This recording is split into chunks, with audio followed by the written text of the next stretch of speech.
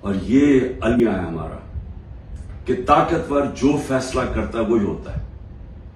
طاقتور نے فیصلہ کیا کہ جناب یہ بغاوت انہوں نے کیا ہے، ان کو مارو.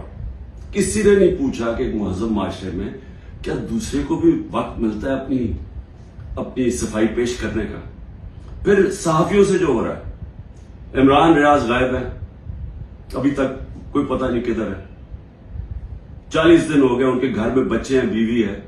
وہ کیا اس کا کیا جرم تھا؟ کیا اس نے بھی بغاوت کی تھی؟ کیا وہ اپنا موقف ہی پیش کر رہا تھا نا؟ تو کون سی جمہوریت میں اس کی اجازت نہیں ہے؟ 4 بڑے بڑے صحافی ملک چھوڑ کے باہر چلے گئے.